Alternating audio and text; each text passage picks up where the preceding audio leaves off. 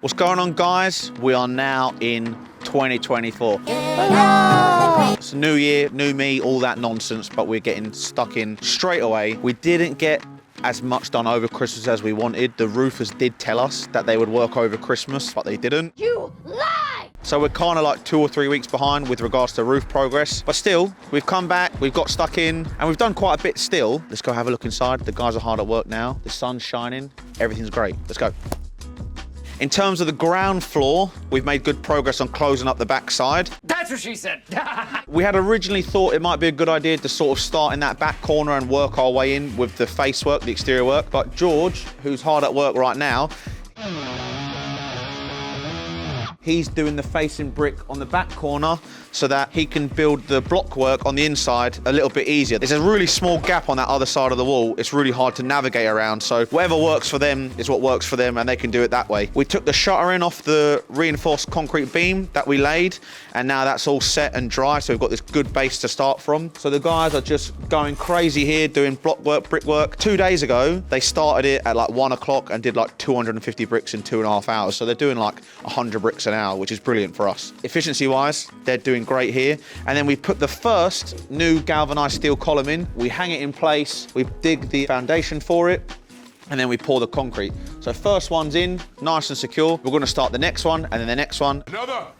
And in terms of the steels, that'll be all that's left now. So I'm really excited to get this bit done, and I can't wait until the building's actually closed off. It'll be a bit warmer, a bit nicer, and we can start to put some temporary lights in just to make it a bit more nice when you enter in the morning, because it's dark, it's cold, it's wet, and it's just generally kind of shit. So that's how the progress has been going down here. Nothing's really changed over there. The insulation is still there. Anyone who's got an older father, you might know that they like to just keep random stuff for 20 plus years waiting for the perfect opportunity to use it. So we had a bit of a leak in the corner up here just because the roofers hadn't finished that little bit, and we still got to do a couple courses of bricks here. Now my dad designed this genius contraption, which is his own gutter, which consists of an old paint roller, some mastic sealant, and an old PVC tube. Obviously found in the depths of his garage at home because he likes to keep everything. Fair enough to the guy, it works perfectly. So the rain that was coming in, coming off this corner, instead of it all collecting down here, it now collects in this little paint tray, trickles down into the big black bucket that we've got here, which is filled with quite a bit of water. So thanks to his ingenious design, this beautifully engineered piece of equipment, we now have a way of channeling that water into a nice little area without it causing a big pool everywhere. So Dad, I'll give you this one, but that's it. Just stop keeping old crap, okay? Right, let's go upstairs.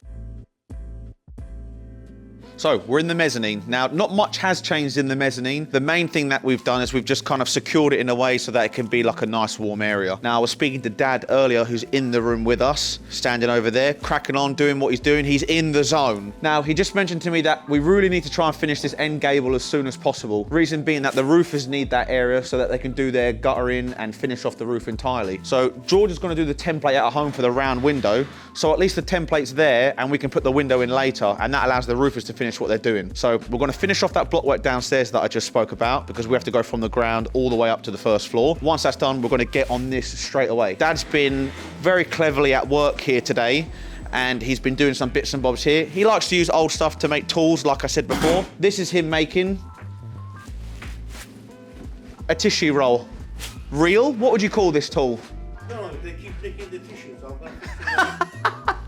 He also used some old plywood to build this beautiful shelf. So now, instead of our super cool microwave sitting on the floor, 600 watts, bruv. We've got a beautiful shelf for it. We've got a little extension lead here for all the plugs. Just bits and bobs that Dad has decided to add to make access a little bit easier. We've got a bit of power here as well, so we can charge all the batteries. Fair play, Dad, you did a good job, mate. Not too bad, yeah? No good deed goes unpunished, eh?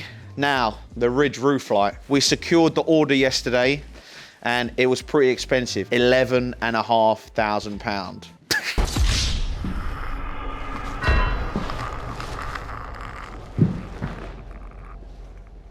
We're back in my favourite area of the warehouse, the recreational room. Luke actually came here yesterday just to do a final measuring up. He's really happy with how the progress has been. So they should be bringing the Star Wars set for installation maybe early February, end of January. It's actually already been made, it's just sitting in storage. So that's the area where that's going to be. Now, look at this end gable of the building, which is the front of the building, really. Let's go have a look. You can see we finished off all the plywood, for the roof. Angelo and Todor, the two gentlemen here, they've done an excellent job in doing all of the plywood, finishing everything off. They put the VCL on to seal it all, make it all waterproof, and we continued finishing the end gable here to support the beams that I mentioned in the last episode. So if you remember, I said that the blockwork supports those beams. We finished it all off, cut them to the shape, and we've got that right profile now for the roof. So in terms of what's happening inside, we're almost there really for the roof. We'll just have to obviously plasterboard that when the time comes. And Angelo and Todor will just carry on doing the VCL. They put the insulation on and then they put more VCL on top and they start to do the standing seam. So it's really nice now. We've got the window opening set out. We also put a cheeky little camera upstairs just to sort of keep track of people coming in and out. I'm watching you, Wazowski. Always watching. If you remember in the second episode, we had a break in. This way, we can keep track of that happening. Blockworks continued nicely in here as well. As I mentioned previously when I was in the mezzanine, we need to do the blockwork from the ground up, which is why the panels haven't been done here. So that's actually going to be coming from the ground all the way up, and then we'll finish that end of the building. And in terms of blockwork and facing it, we'll all be done there. I'm just so glad now this whole shape's taking place. It's nice to see that the building has its form and we've got all this open space. You can start to visualize things. It starts to become a bit tidier as well. We're using more materials. We're putting everything to use. And I think we'll have a little trip out onto the scaffold and have a look at the view from above the building. Look at that.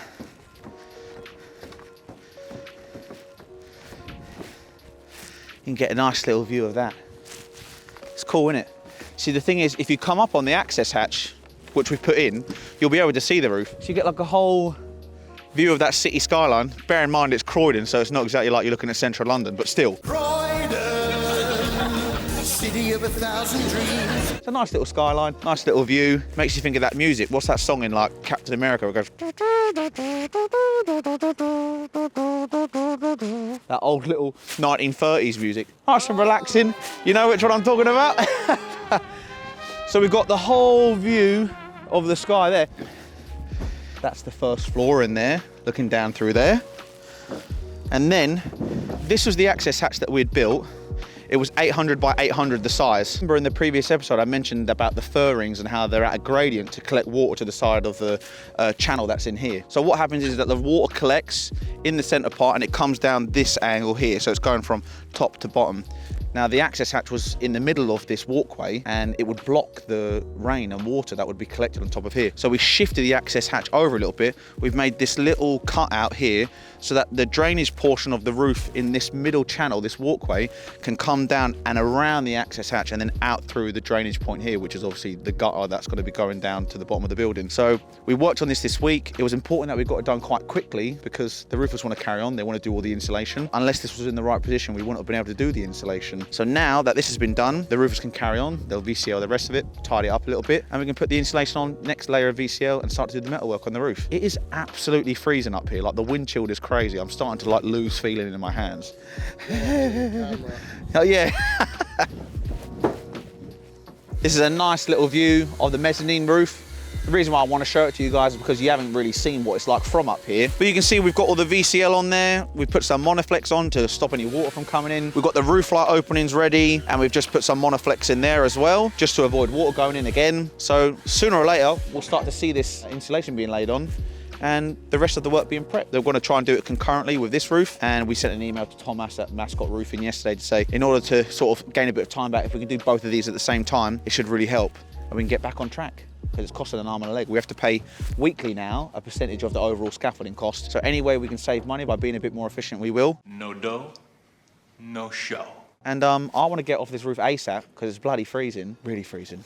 I can't feel my fingers. Considering that we're up here now and we've climbed up all of this just to get to the top, thought we'd end the episode here. So guys, thanks very much for watching. Really appreciate it. If you haven't subscribed, make sure that you subscribe to follow the progress of the building. We're almost there. Like I've said in quite a few episodes now, but I would say we should be ready to move in around the end of February. So right now it's beginning of Jan. We've got all the guys here today. Everyone's back. Everyone's had a lovely Christmas and New Year. I hope you guys did too. And we're going to enjoy this view, bit of relaxation, and then get straight back into work. So with that being said, guys, thanks very much for watching as always, and I will see you in the next episode. Peace.